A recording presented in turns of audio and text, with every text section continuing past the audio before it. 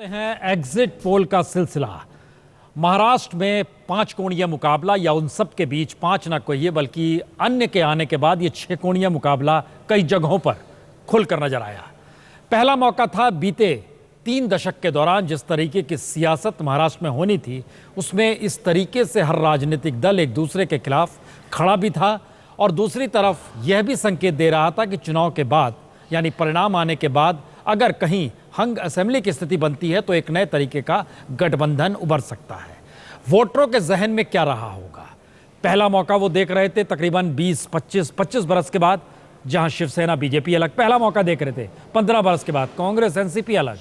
ये सारी परिस्थितियां बता रही थी कि कहीं ना कहीं हर किसी की नज़र इस बात को लेकर थी कि क्या वाकई वोटर उस दिशा में जा सकता है जहां उसे ये भरोसा जागे कि जिसके हाथ में सत्ता दे उसके बूते ही वो सत्ता बनाए। कमोवेश ये स्थिति बनती है या नहीं बनती, आइए एग्जिट पोल के आंकड़ों के जरिए टटोलते हैं। सबसे पहले शेयर, वोट शेयर, कितने वोट किस पार्टी के हक में जा सकते हैं, हम आपको ये पहले दिखा देते हैं कितने वोट किस के हिस्से में जा सकते हैं। 27% बीजेपी के हक में सबसे ज्यादा, शिवसेना 21%। संकेत बहुत साफ है, गठबंधन टूटा है तो दोनों के वोटिंग परसेंटेज में इजाफा भी जबरदस्त तरीके से हुआ है। और ये अंतर क्या मायने रखता है और किसको अकेले बूते सत्ता में मिल सकती है या नहीं मिल सकती है, यहीं पर यह मामला आके टकरा रहा है कि क्या 6% वोट का अंतर अपने बूते बीजेपी को सत्ता में ला सकता है या नहीं ला सकता है। कांग्रेस तीसरे नंबर पर है 16% के साथ, और इसके बाद एनसीपी 15%। एनसीपी के वोट शेयर कम हुए हैं कांग्रेस से भी। एमएनएस 5%, कमोवेश पुरानी स्थिति। एमएनएस में कोई बहुत परिवर्तन नहीं है, लेकिन जो 16% अन्य है इसके परसेंट में भी कमी आई। यानी विधानसभा के भीतर अगर जो परिस्थितियां नजर आएंगी उसमें बीजेपी 27% और शिवसेना 21%। ये अंतर संजय जी क्या बतलाता है कि 6% के वोट का मतलब कितना बड़ा अंतर सीटों में हो सकता है। जो एग्जिट पोल के नतीजे आ रहे हैं, वोटों का आकलन जो कर रहा है एग्जिट पोल, ये बड़ा इंटरेस्टिंग दिखा रहा है। ये जो दोनों गठबंधन जो थे, जिनके बीच गठबंधन टूटा है, शायद चुनाव उन दोनों के बीच हो रहा है। आप देखें एनसीपी और कांग्रेस के बीच चुनाव है, तो उधर शिवसेना और बीजेपी के बीच चुनाव है। 6% का 124 सीट का अनुमान महाराष्ट्र में बीजेपी को दिखाया जा रहा है। 124 यानी 27% वोट का मतलब 124 सीट, और दूसरी तरफ शिवसेना के हिस्से में 71 सीट का अनुमान। संकेत बहुत साफ है, अपने बूते सरकार बनाने से अब भी 20 सीट पीछे बीजेपी नजर आ रही है, लेकिन शिवसेना बहुत ज्यादा पिछड़ती हुई नजर आ रही है। एग्जिट पोल के नतीजे अब सामने आए हैं। बीजेपी को महाराष्ट्र में 124 सीट का अनुमान। ये इस मामले में बड़ा महत्वपूर्ण है कि बीजेपी को कितनी सीट पे लड़नी चाहिए।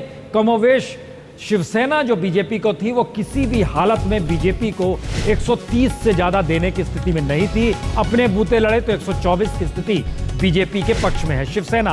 शिवसेना की स्थिति कमोवेश दूसरे नंबर पर हूबहू वैसी ही बनी रही है जो कि तमाम इससे पहले बनी रहती थी, सिवाय इसके कि बीजेपी में जबरदस्त इजाफा हुआ है। तो इंडिया टुडे ग्रुप और सिस्रो के इस एग्जिट पोल का सबसे बड़ा ब्रेकिंग पॉइंट है, हंग असेंबली की स्थिति महाराष्ट्र में बन रही है। महाराष्ट्र हंग असेंबली की दिशा में है, अपने बूते कोई सरकार बनाने की स्थिति में महाराष्ट्र में नहीं आ रहा है।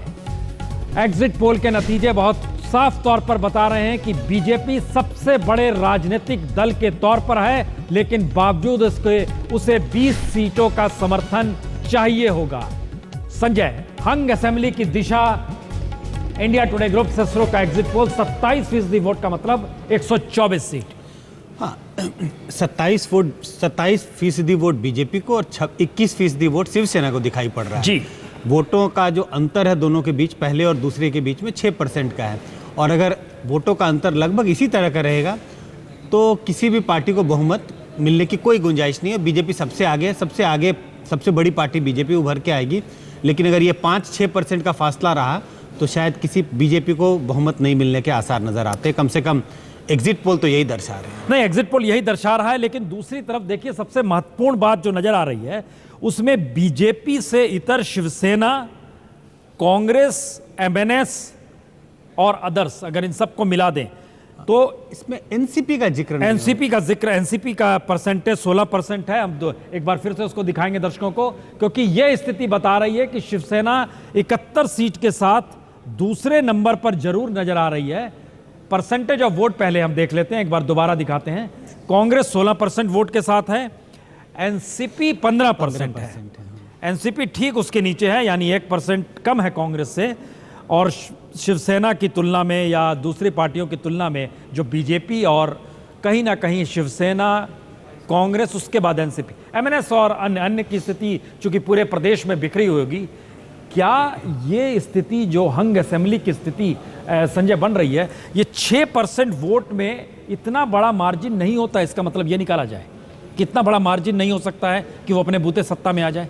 हाँ बिल्कुल, 6% अगर ये 6% का मार्जिन है तो ये निश्चित है कि बीजेपी अपने बूते पर मेजॉरिटी नहीं ला सकती और मेजॉरिटी से थोड़ा सा पीछे रह जाएगी, लेकिन मेजॉरिटी कम से कम इस तरह के वोटों के आकलन में उन्हें मेजॉरिटी नहीं मिल सकती। चलिए, हमारे साथ तमाम नेता जुड़ते चले जा रहे हैं इन सब के बीच।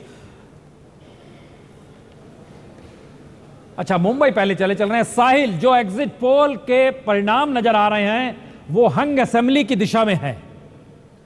124 सीट मिल जरूर रही है बीजेपी को, लेकिन अपने बूते सरकार बनाने के लिए उसे 20 सीट चाहिए। वो कहां से आएगी, कैसे आएगी, ये संकेत किसके लिए अच्छे हैं और किसके लिए बुरे हैं? देखिए, एक बात तो बिल्कुल साफ है कि बीजेपी के लिए ये बहुत ही अच्छे संकेत है, क्योंकि बीजेपी ने एक बहुत बड़ा दांव खेला था गठबंधन तोड़कर अपने बलबूते चुनाव लड़ने का, क्योंकि शिवसेना आखिर तक कोशिश कर रही थी कि ये गठबंधन बचा रहे। बीजेपी को इस दांव का फायदा नजर आ रहा है और बीजेपी 124 सीटों तक जाकर पहुंची है। अब रही बात हंग असेंबली की, 20 सीटों की केवल कमी है। मैं आपको बताना चाहूंगा, 1999 में अल्पमत की सरकार बनी थी, अन्य के सपोर्ट से कांग्रेस एनसीपी की सरकार 5 साल तक चली थी। उसके बाद भी उनको निर्दलीयों के सपोर्ट की जरूरत पड़ी थी। बीजेपी को 20 सीटें चाहिए, 21 सीटें चाहिए अपनी सरकार बनाने के लिए। अगर 124 तक वो पहुंच जाते हैं तो 21 सीटें मिलना उनके लिए, लोगों का समर्थन मिलना ज्यादा मुश्किल नहीं होगा, क्योंकि एक बात हम भूल रहे हैं कि अभी भी केंद्र में अनंत गीते मंत्री बने हुए हैं नरेंद्र मोदी की सरकार में, यानी शिवसेना से रिश्ते पूरी तरीके से टूट गए, ये हम मानने को तैयार नहीं है। हालांकि अब शिवसेना को यह तय करना होगा, अगर बीजेपी को कुछ सीटों की जरूरत पड़ती है तो क्या बीजेपी के साथ सरकार में जाना है या एक विपक्ष के तौर पर, विपक्ष के नेता के तौर पर काम करना है, ये शिवसेना को तय करना पड़ेगा। दूसरी बात यह भी है कि एनसीपी इस मामले में क्या करती है। हालांकि एनसीपी ये साफ कर चुकी है कि वो बीजेपी के साथ नहीं जाएगी, लेकिन हमने देखा था कि केंद्र में समाजवादी पार्टी हो या बसपा हो, यूपीए की सरकार को सपोर्ट नहीं करती थी, लेकिन उनके खिलाफ विश्वास मत के दौरान वोट भी नहीं डालती थी, एब्सेंट रह जाते थे। उसी तरीके से क्या एनसीपी काम करती है वो भी देखना होगा। अब जो अन्य के पाले में जो सीटें आई है उसमें से कौन निर्दलीय बीजेपी अपने साथ ले पाती है। आमतौर पर निर्दलीय उम्मीदवार जो जीत कर आते हैं, हम जरा सा आपको रोक रहे हैं साहिल, हम जरा एक मिनट दर्शकों को दिखा दें कि एग्जिट पोल किस रूप में जो सामने आ रहा है, इसमें क्या होने वाला है महाराष्ट्र का भविष्य। ये एक स्थिति बन रही है जिसमें 124 सीट बीजेपी के पास है, अपने बूते सरकार नहीं बना सकती है। शिवसेना 71 सीट है, कांग्रेस 35 सीट है, एनसीपी 29 सीट है। अब जरा देखिए कि बीजेपी के साथ अगर हम बीजेपी को लेकर आते हैं इस बीच में, तो जाहिर है उसके साथ शिवसेना ही आ सकती है, कांग्रेस, एनसीपी। बड़ा मुश्किल सवाल है, ये उलझा हुआ सवाल हो सकता है, क्योंकि दिल्ली में ये लोग एक साथ नहीं है। एमएनएस से काम नहीं चलेगा। अगर हम एमएनएस को लेकर भी आते हैं तो भी स्थिति देख लीजिए, ये स्थिति 131 तक। तब यहां पर सवाल है, क्या बीजेपी ये चाहेगी कि अगर शिवसेना का झगड़ा इस हद तक बढ़ चुका है कि जहां पे अफजाल खान नरेंद्र मोदी को कह चुके हैं, उद्धव ठाकरे, इन स्थिति में अन्य की तरफ से स्थिति आ जाएगी। जाहिर तौर पर यह स्थिति कहीं ना कहीं एक अनुकूल स्थिति है, लेकिन इसमें से अगर एमएनएस को निकाल भी दें, अब ये अन्य में कौन कौन दल हैं, यह भी बहुमत के नजदीक पहुंच चुका है, बहुमत पार कर चुका है। जादुई आंकड़ा जो चाहिए 145 सीटों का। लेकिन दूसरी तरफ देखिए, बड़ी रोचक स्थिति बन रही है, क्योंकि अगर इसमें बीजेपी को हर किसी ने मान लिया कि दुश्मन नंबर 1 हो गई, जो चुनाव प्रचार के दौरान नजर आ रहा था, शिवसेना सबसे बड़ी पार्टी के तौर पर, मुख्यमंत्री जो चेहरा आपको नजर आ रहा है उद्धव ठाकरे, साथ देने के लिए एनसीपी के नेता तुरंत साथ में खड़े हो जाएंगे, क्योंकि शरद पवार लगातार इस बात का जिक्र कर रहे थे। ये दोनों मिलकर 100 के आंकड़े को छूते हैं। एमएनएस की 7 सीट और इसमें मिला दीजिए, यह मामला 107 तक गया। अब इन स्थिति में क्या वाकई बाहर से समर्थन देने की स्थिति में अगर कांग्रेस आ जाती है तो भी स्थिति अटक गई। 142 के आंकड़े पर स्थिति जाकर अटक जाती है। अब यहां पर अन्य की जरूरत पड़ेगी। इसका एक मतलब बहुत साफ है कि अगर अन्य यहां पर आ जाए, यानी बीजेपी वर्सेस ऑल की स्थिति में सरकार बनती हुई दिखाई देती है। उसके अलावे कोई दूसरा रास्ता है नहीं अगर बीजेपी को रोकना है तो। और वहीं दूसरी तरफ अगर पुरानी बातों को भूल जाएं तो बहुत ही आसान है कि बीजेपी बोले चलिए, आपने जिक्र किया था, और शिवसेना से बोले आज हम लोग सौदा कर लेते हैं कि ये 2-2.5 साल आपका सीएम, 2.5 साल हमारा सीएम। ये बहुत ही आसान स्थिति है। दोनों मिलकर 195 सीटों की स्थिति में पहुंच सकते हैं। साहिल, 3 फार्मूले सामने हैं। आप बहुत नजदीक से शिवसेना को देख रहे हो। शिवसेना किस बात पे मानेगी? शिवसेना एंटी बीजेपी और बाकी सारे दल, वो स्क्रीन पर हम लेके आ रहे हैं। यह स्थिति हो सकती है कि शिवसेना के साथ एनसीपी भी खड़ी है, एमएनएस भी खड़ी है, कांग्रेस बाहर से समर्थन दे रही है और अन्य में सारी आके जुट गए। यह स्थिति बन सकती है। देखिए, इसमें एक बात हमको देखनी होगी कि एनसीपी और शिवसेना का गठबंधन हो सकता है, लेकिन उसमें कांग्रेस शामिल होगी कि नहीं होगी, ये बड़ा पेचीदा सवाल रहेगा। कांग्रेस इस गठबंधन में कांग्रेस को हम बाहर निकालते हैं तो 129 सीट शिवसेना, एनसीपी, एमएनएस और अन्य 129, यानी बहुमत नहीं मिल रहा है। बिना कांग्रेस के समर्थन के चीजें नहीं चलेंगी। यही बात मैं कहना चाहता हूं। इसी की वजह से इस वक्त की स्थिति में अगर बीजेपी 120 का आंकड़ा पार कर रही है और बहुमत से केवल 21 सीटें कम है बीजेपी को, तो बीजेपी के साथ अन्य जाकर या फिर बाकी दूसरी कोई पार्टी जाकर सरकार बनने के आसार सबसे ज्यादा है। इसलिए मैं बार बार ये कहने की कोशिश कर रहा हूं कि भले ही शिवसेना और बीजेपी में ये लड़ाई हुई हो, लेकिन अभी भी केंद्र में सरकार में हम देख सकते हैं कि वहां पर सरकार में उनके मंत्री बैठे हुए हैं और वहां से उन्होंने साहिल, आप दूसरे फार्मूले की बात कर रहे हैं। इसमें हमने बीजेपी को केंद्र में रख दिया 124 सीट के साथ। शिवसेना अगर बीजेपी के साथ उसी हालत में आती है कि सीएम उसका होगा, तब तो सरकार बहुत आसानी से बन गई। लेकिन क्या आपको लगता है कि शिवसेना बिना सीएम के बीजेपी का साथ दे सकती है?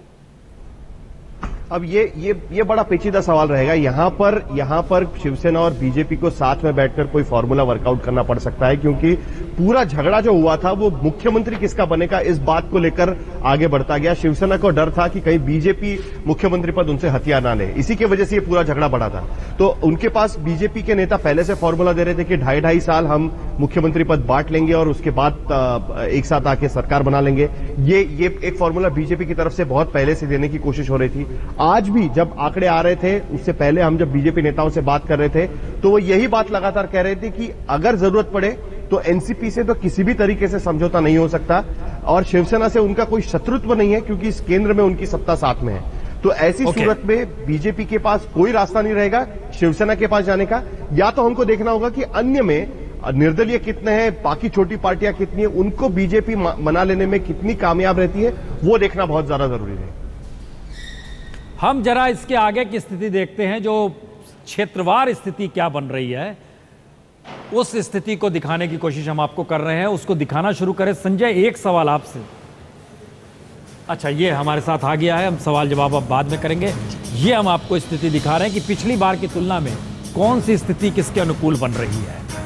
बीजेपी के अनुकूल स्थिति जो है प्लस माइनस नहीं, ये 7%, ये वोट की स्थिति है। नहीं, ये वोटों की, ये मेरे समझ रेंज बता रहे हैं कि 124 सीटें का आकलन है, लेकिन इसमें प्लस माइनस 7 सीटें प्लस माइनस हो सकती है। लेकिन बावजूद उसके आपको और सीट चाहिए। इसका मतलब ये है हाँ, आप अपने बूते आ नहीं सकते। निश्चित रूप से एनसीपी ज्यादा से ज्यादा 34 तक जा सकती है। ये स्थिति थोड़ी समझ लें हम इसको।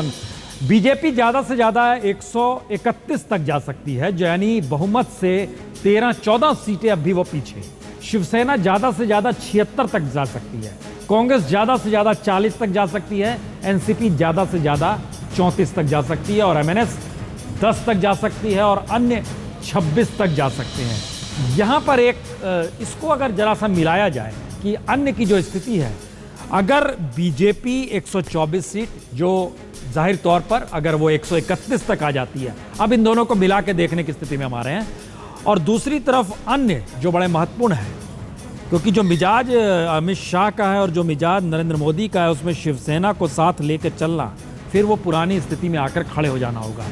ये दोनों मिलते हैं तो बहुमत आ जाता है। जो साहिल से सवाल का जवाब जो खोज रहे थे कि क्या 22 सीटों में से कितनी सीटें कौन सी छोटी पार्टियों की होगी, उसमें क्या जिक्र होगा। इसमें एक चीज़ हमको यहाँ समझना होगा कि ये दरअसल 124 सीटें बीजेपी की है। बीजेपी युति के साथ लड़ रही है। युति के साथ का मतलब ये है कि उसमें रामदास अठावले भी हैं, उसमें राजू शेट्टी भी हैं, जो खास तौर से गन्ना किसानों के बड़े इस दौर में साथ लेकर खड़े रहे, और सही मायने में कहें तो उससे बीजेपी को बड़ी आस मिली राजू शेट्टी से लेकर। उनकी कितनी संख्या हो सकती है, ये दो तादाद एक नई स्थिति में कैलकुलेशन करते हैं, जिसमें बीजेपी हर हाल में चाहेगी बिना शिवसेना के सरकार बनाए, और ये उसके अनुकूल पहुंच सकते हैं। लेकिन अगर ये ना पहुंचे और दूसरा स्थिति देख लें कि शिवसेना अगर 71 से 76 तक की स्थिति में आ जाती है, 76 पर सीट्स उसको मिल सकती है, तब यहां पर महत्वपूर्ण है कि दूसरी तरफ क्या एनसीपी जो समर्थन करने की स्थिति में बिल्कुल आएगी, क्योंकि चुनाव प्रचार में संकेत दिए थे, ये दोनों मिलकर इस आंकड़े में 100 जाते हैं, लेकिन ऐसे 110 जाते हैं। अगर ज़्यादा से ज़्यादा सीट आ भी जाए तो भी स्थिति इनके अनुकूल नहीं बन रही है, और अन्य से भी नहीं बन रही है। इसका मतलब ये है बहुत साफ कि ये फार्मूला चलना ज़रा मुश्किल है, कि बिना बीजेपी को साथ लिए आप कैसे चलेंगे, ये हर किसी के लिए मुश्किल है। इसलिए आखिरी फार्मूला जो निकल कर इस एग्जिट पोल का निकल कर आ रहा है कि वाकई चुनाव के दौर के दोनों दुश्मनों को एक साथ होना ही पड़ेगा। साहिल, यहाँ पर हम आपसे कमेंट चाहेंगे, क्योंकि फार्मूले कितने भी लगाइए, बीजेपी और शिवसेना के साथ आने के फार्मूले से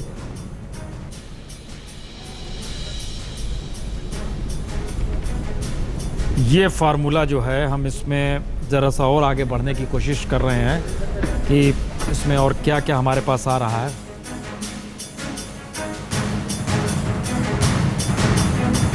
ये महाराष्ट्र के एग्जिट पोल में हम आपको कुछ और दिखाने की कोशिश करते हैं। ये वही सीटें अभी निकल कर आ रही हैं, इस दिशा में हम जाते हैं। ये संजय, एक चीज़ हम इस पर आए उससे पहले एक कमेंट आपसे चाहेंगे। ये जो 7 सीट का हम लोगों ने प्लस माइनस दिया है, इसमें ऐसा भी हो सकता है कि किसी एक के साथ तो प्लस हो, किसी दूसरे के साथ माइनस हो जाए। बिल्कुल ऐसा हो सकता है, इसी के लिए सब हर पार्टी के बारे में प्लस माइनस दिखाया गया है। ये गुंजाइश है, ये इससे 5 सीटें ऊपर भी जा सकती है और 5 सीटें नीचे भी आ सकती है। ये वैरायटी क्यों है कि एमएनएस में 3 है और अदर्स में 4% है, जबकि अदर्स भी 16% वोट ले रहा है और कांग्रेस भी 16% वोट ले रही है। अदर्स और कांग्रेस में आप देखेंगे बहुत ज़्यादा फर्क नहीं है, वहाँ 4 का है और यहाँ 5 का है। लेकिन अगर आप अंतर देखेंगे 124 बीजेपी और कांग्रेस में ज़्यादा थोड़ा सा फर्क है 2 सीटों का, क्योंकि अगर किसी पार्टी का वोट ज़्यादा है और उनके सीटों के जीतने का अनुमान ज़्यादा है तो उनका रेंज भी थोड़ा ज़्यादा होगा, जो कहते हैं plus minus error of margin, और दूसरों के लिए थोड़ा सा नहीं, कम क्योंकि ये 7 ऊपर नीचे जा सकते हैं और ये सिर्फ 5 ऊपर नीचे जा सकते हैं, जबकि दोनों में अंतर लगभग 6% वोट का है। 6% वोट का। ओके, लेकिन इसके परसेंटेज में और एमएनएस के परसेंटेज में फिर ये अंतर बहुत ज़्यादा है, कॉम्पिटिवली बहुत ज़्यादा अंतर है। इसका कारण यह है कि जो एमएनएस का जो वोट होगा, वो जो मुंबई थाने का जो रीजन है, जो शहरी इलाका, वहाँ बहुत कंसंट्रेटेड होगा, तो उनके वोट एमएनएस अपनी जहाँ उन्हें वोट मिल रहा है वो सीटों में ज़्यादा कन्वर्ट होगा, और शिवसेना या कांग्रेस का जैसा वोट, कांग्रेस का वोट बहुत छितराया हुआ होगा, और इस कारण से ये जो एरर ऑफ मार्जिन जो कैलकुलेट होता है उसके हिसाब से किया जाता है। साहिल, हमारी आवाज़ अब तक आ रही है? जी, अब जवाब दीजिए। आपने पहला कमेंट किया था कि बीजेपी बहुत खुश होगी। हमारा सवाल यह है कि बीजेपी और शिवसेना मिलकर लड़ती तो बहुत आसानी से सत्ता में आ रही थी। दोनों अलग है तो दोनों के लिए मुश्किल है कि अब फिर से नए सौदे करने होंगे। तो ये समझौते का टूटना, गठबंधन का टूटना इस चुनाव में जिस रास्ते निकले उसमें एकला चलो का राग अपनाया गया, ये थ्योरेटिकल नहीं था, ये एक विचारधारा थी। बीजेपी को अकेले चलना है, अमित शाह ने जिस तरीके से जिक्र किया था। इसका मतलब ये है कि अभी आने वाले वक्त में झारखंड में चुनाव होने हैं, बिहार में होने हैं, फिर यूपी में। ये मैसेज जो महाराष्ट्र का निकल रहा है, ये बीजेपी के लिए अच्छा तो नहीं है? नहीं, जो मैसेज निकल रहा है वो बीजेपी के लिए इसलिए अच्छा है क्योंकि बीजेपी इसी चीज की कोशिश कर रही थी। आप देखें तो बीजेपी में एक मत प्रवाह यही चल रहा था कि लोकसभा चुनाव के बाद अब एकला चलो रे हमको करना चाहिए। जहां जहां पर गठबंधन की पार्टियां हम पर हावी है वहां पर अपनी ताकत पर, क्योंकि मोदी का करिश्मा उनके साथ में है, उसको जितना भुनाकर अपनी ताकत पर हम जितना पहुंच सके वहां पर पहुंचने की कोशिश करनी चाहिए। आप देखिए 160 सीटों पर बीजेपी महाराष्ट्र में कभी चुनाव नहीं लड़ी थी और आज अचानक वो उन 160 सीटों में से कई सीटों पर उतरती है और उसके बावजूद भी ये नतीजा लेकर आती है। दूसरी प्रसून, आप एक दिलचस्प बात कह चुके हैं कि ये केवल बीजेपी की सीटें हैं, 124 सीटें, जबकि 22 सीटों में स्वाभिमानी शेतकरी संगठन है, राजू शेट्टी, आरएसपी है, महादेव जानकर, आरपीआई है, रामदास आठवले और शिव संग्राम पार्टी है। यानी इन चारों पार्टियों की जो सीटें आएंगी वो 22 सीटों में रह जाएगी। अन्य सीटों में वो बीजेपी के प्री पोल अलायंस में शामिल थे, पहले से ही शामिल थे उनके साथ में। अगर उनकी सीटें उतनी हो जाती है तो बीजेपी को सरकार बनाने में कोई दिक्कत ही नहीं होगी। रही बात अगर उसके बावजूद वो सरकार नहीं बना सकती, तो जैसे मैंने आपको कहा कि कुछ चीजें कभी भी नहीं हो पाएगी, जैसे कांग्रेस शिवसेना साथ में आकर सरकार बनना, ये इम्पॉसिबल हम कह सकते हैं। कांग्रेस बीजेपी साथ में आकर सरकार बनना, ये इम्पॉसिबल कह सकते हैं। एनसीपी को लेकर अभी भी सवालिया निशान है, भले ही सारे नेता ये कह चुके हैं कि हम साथ में नहीं आएंगे, लेकिन खुले तौर पर भले साथ में ना आए, लेकिन जिस तरीके से समाजवादी पार्टी या बीएसपी यूपीए सरकार को मदद करती आई, उस तरीके से एनसीपी शायद कर सकती है। सभी को पता है कि उनके अंदरूनी रिश्ते काफी अच्छे हैं, भले ही पॉलिटिकल राइवल्स हो एक दूसरे के। अब रही बात शिवसेना की, अब शिवसेना को यह तय करना होगा, क्योंकि बीजेपी किसी भी तरीके से मुख्यमंत्री पद पर अपना दावा नहीं छोड़ेगी। अब शिवसेना को यह तय करना होगा कि क्या बीजेपी के साथ उनको जाना है या पहले ही दिन ये कह देना है 19 तारीख को रिजल्ट आने के बाद कि हम एक बड़ी पार्टी है और एक विपक्ष के तौर पर हम काम करेंगे, नेता विपक्ष हमारा बनेगा। चलिए, जोड़ तोड़ में हम तुरंत लौटते हैं।